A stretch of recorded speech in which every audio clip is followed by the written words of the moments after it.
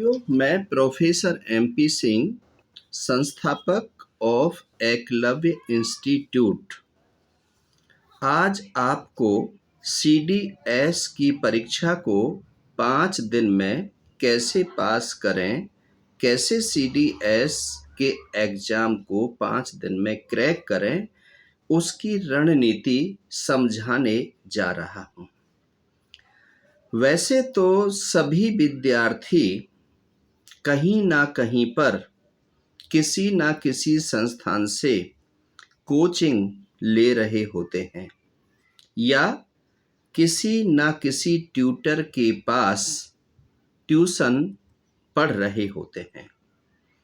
उन्होंने अपने subject syllabus के बारे में भी लगभग ज्ञान ले लिया होता है और एग्जाम पैटर्न के बारे में भी लगभग सभी संस्थाएं बेहतर से बेहतर बताने की कोशिश करती हैं, लेकिन फिर भी परीक्षा परिणाम अच्छे नहीं आ पाते हैं। इसका क्या कारण है? हाल ही में कल मैंने UPSC के पेपर को कराने वाले duty magistrate, transit officer, local inspecting officer, venue supervisor, invigilators सभी की क्लास ली और सभी को UPSC की गाइडलाइन से अवगत कराया। साथियों, उस सभी गाइडलाइन को मद्देनजर रखते हुए मैं यह वीडियो आपके लिए बनाकर भेज रहा हूं ताकि आपका भला हो सके और आपके स्वप्न साकार हो सके। साथियों, अभी आपके पास 5 दिन का समय है और 5 दिन बहुत होते हैं किसी भी परीक्षा को क्रैक करने के लिए। सिर्फ इन 5 दिनों में आपने करना क्या है? आपने पूरी साल पढ़ाई की है, आपने तैयारी की है, कुछ ना कुछ आपको सब्जेक्ट से संबंधित ज्ञान है और आपको एग्जाम पैटर्न के बारे में भी पता है। अब करना क्या है? आपने 5 साल के प्रीवियस सॉल्व्ड पेपर लेने हैं और अनसॉल्व्ड पेपर भी लेने हैं। सॉल्व्ड पेपर को कंसंट्रेशन के साथ में उनका अध्ययन करना है, उनको समझना है, ध्यान पूर्वक बारीकी से उस प्रश्न की भाषा को समझना है, सूत्रों को याद नहीं करना है। साथियों, जब समझ करके कोई भी काम किया जाता है तो आसानी से हम उसे हल कर सकते हैं। जो आसान चीज है उसको समझते चलिए। जो चीज आपकी समझ में क्वेश्चन बैंक से भी नहीं आ रही है उसके बारे में अब ज्यादा चिंता करने की जरूरत नहीं है, उसको थोड़ी देर के लिए छोड़ दीजिए।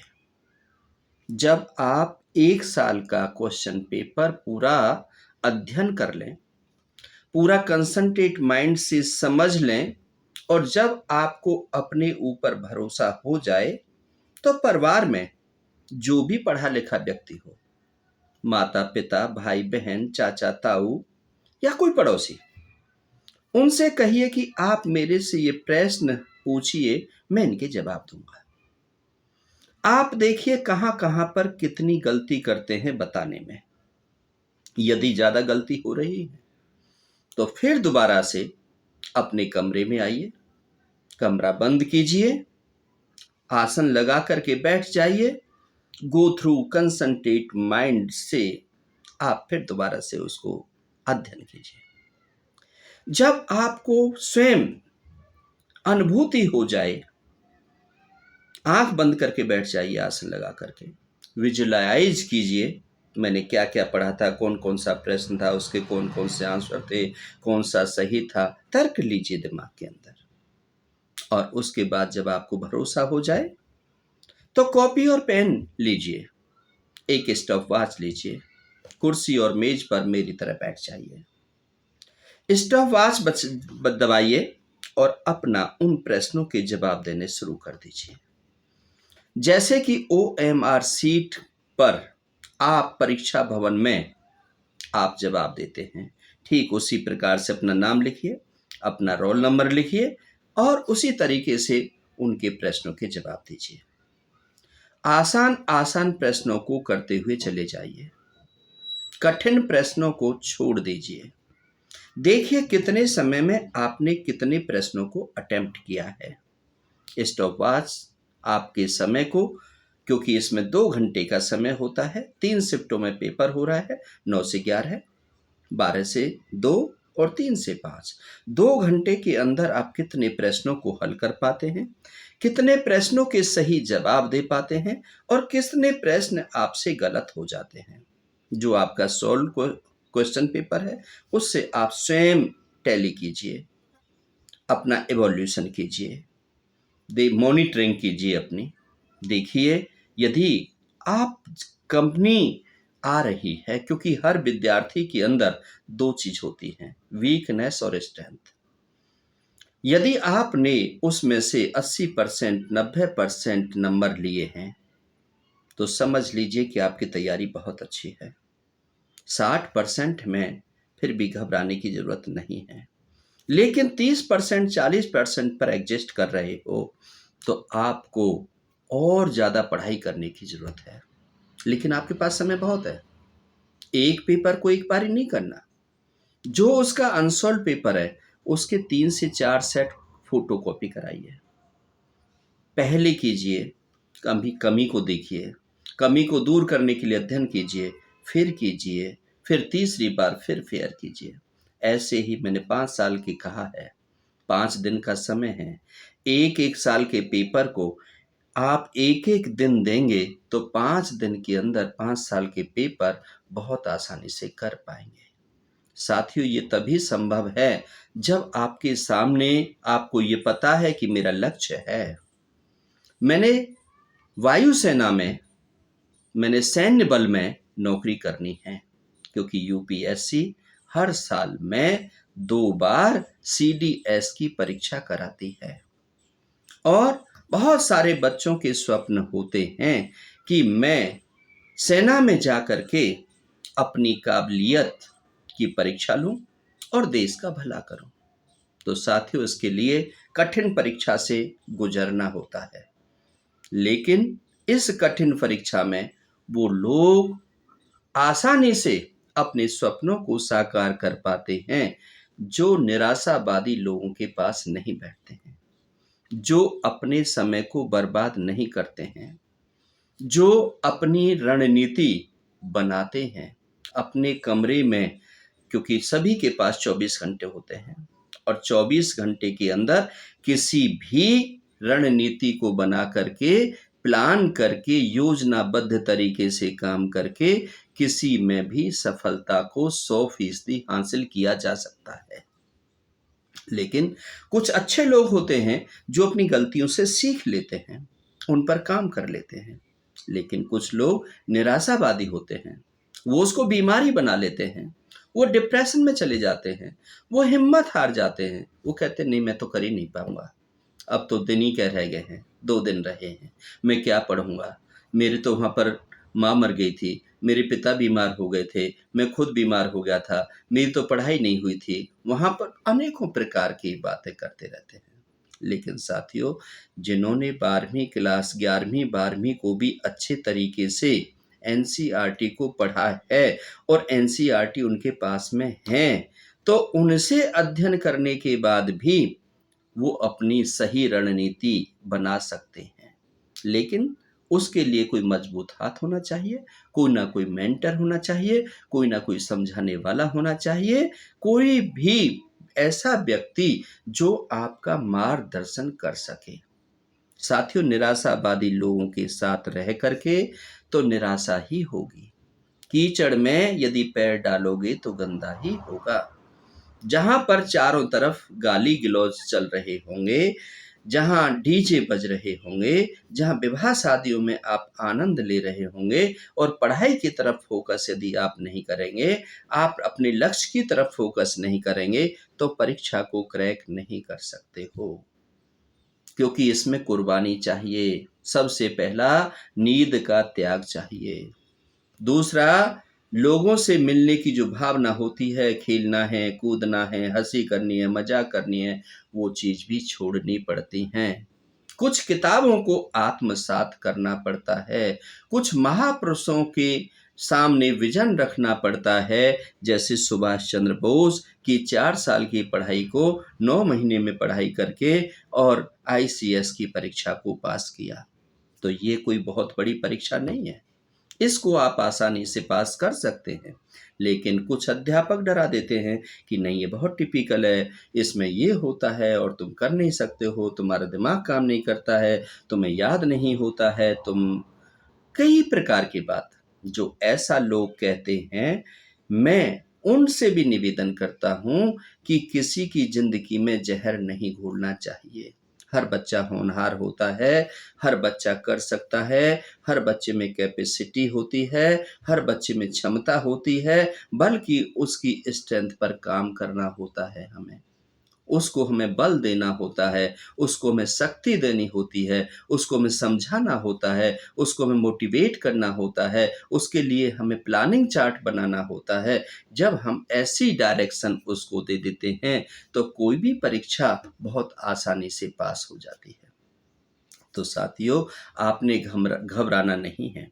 यदि आपको किसी प्रकार की शंका है या आप किसी निराशा में रह रहे हैं या आपको किसी प्रकार का फ़ोबिया है या आपको अपने आप से डर लग रहा है या परीक्षा से डर लग रहा है, तो मेरा कॉन्टैक्ट नंबर है 9810565553। मैं आपका मार्गदर्शन करूँगा, आपको उस दलदल में से निकालूँगा, आपकी काउंसलिंग करूँगा, आपको सही रास्ते पर लेकर के आऊँगा, आपको परीक्षा पास करने के अच्छे-अच्छे टिप्स दूँगा, आपको पढ़ने की रणनीति बताऊँगा, आपका पढ़ाई में मन क्यों नहीं लग रहा है, उसको भी मैं केंद्रित करूँगा। साथियों, लेकिन मेहनत चाहिए। जब आप शिष्य बनने के लिए तैयार होंगे, तो मैं गुरु बनकर आपका निश्चित तौर पर इस एग्ज़ाम को नहीं, बल्कि कोई भी एग्ज़ाम हो, हर एग्ज़ाम को मैं क्वालीफ़ाई कराने में सक्षम हूँ, क्योंकि मुझे 44 साल का अनुभव है और 50 किताबों का लेखक हूँ।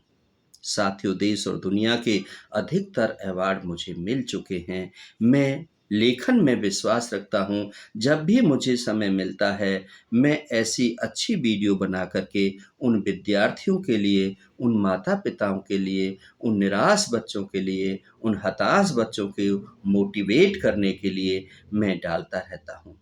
और देश के हर कोने से मेरे पास टेलीफ़ोन आते हैं। हज़ारों नहीं, बल्कि लाखों विद्यार्थी मेरे बताए मार्गदर्शन से अपना जीवन सँवार चुके हैं और सँभाल रहे हैं। तो मैं आपसे भी उम्मीद करता हूँ कि अपने पर भरोसा रखिए, मेहनत कीजिए, बिना मेहनत किए कुछ नहीं होता है। मेहनत करने वालों की कभी हार नहीं होती और यूँ ही किसी की जय-जयकार नहीं होती।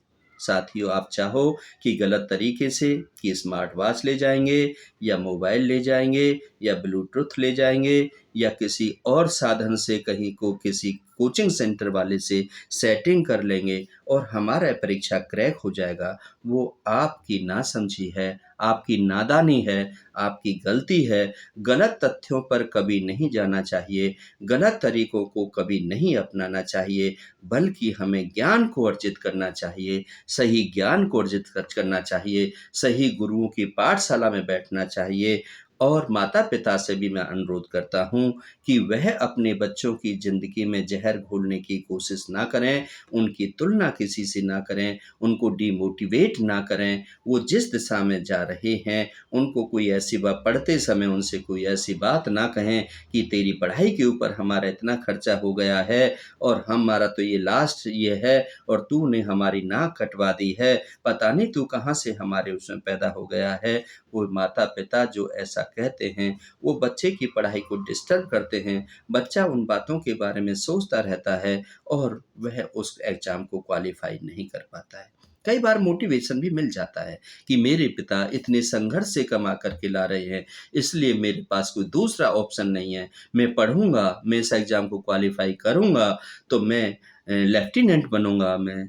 तो ये कई बार मोटिवेशन हो जाता है, लेकिन कई बार उसके परिणाम नकारात्मक भी चले जाते हैं। साथियों, हम सब करते तो अच्छे के लिए हैं, लेकिन कई बार बुरा हो जाता है।